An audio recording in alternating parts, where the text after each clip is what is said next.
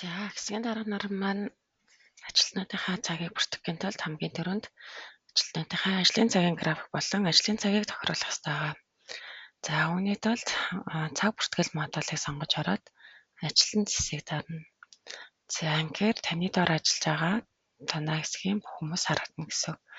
Хаа хэсэг дээрээ дараад ажлын цагийн график тавигдаагүй гэдгийг сонгоод орчихно гэсэн үг. За тэгэхээр ажлын цагийн график тавигдаагүй хүмүүс харагдаж байна. Тэгэхээр нь сонгож ороод бүр нэмэх тавчийг дараад тухайн хүн маань ямар графикаар ажилладаг вэ гэдгийг тавина гэсэн үг.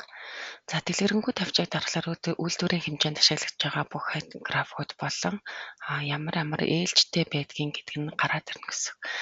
За одоо энэ хүн маань 1-р графикаар ажилладаг учраас 1-р графикийг сонгоод хэдэн сарын хэдний өдрөөс эхэлсэн ингээд за тэгээд тухайн графикийнхаа аль ээлжнээс орж байгаа вэ гэдгээ сонгоно гэсэн үг. За 1-р график маань ажлын 8 цаг байна. Тэгээ ажиллах цаг нь болохоор өглөө 7:30-аас орой 4:30, 8-аас 17, 8-аас 18 гэсэн сонголттой байгаа. Тэгэхээр тухайн хүн маань хаана ажилладаг гэх байршлаас нь хамаарат цагийг сонгож өгнө гэсэн үг.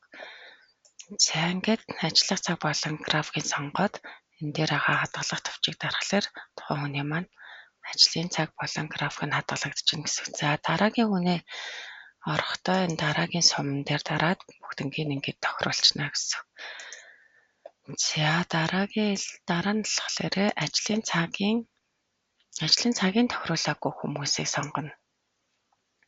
Тэгэхээр энэ ажлын цагийн график нь тавигдсан мөртлөө ардлын ажлын цаг гэсэн дээр бичлэг алга гэж байгаа энэ хүмүүс бол бүгдээрээ ажлын цагийг тавьж өгөөгүй байна гэсэн. Ажилтнуудынхаа ажлын цагийг тавьж өгөхгүй болохоор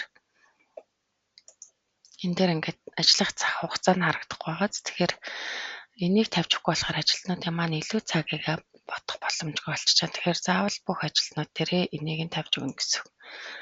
За энэ тавьсан байгаа шалтгаан дээр нь дарж ороод мөр нэмэх тавчийг дараад тухайн хүн маань хэдээс хэдэн цагийн хооронд ажилт юм бэ гэдгийг сонгоод өгч.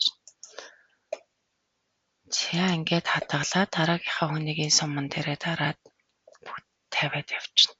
Гэх мэтчлэн бүх ажилтнуудынхаа ажлын цаг болон ажлын цагийн графикийг хамгийн их нээлжин тохируулж өгөх хэрэгтэй байгаа.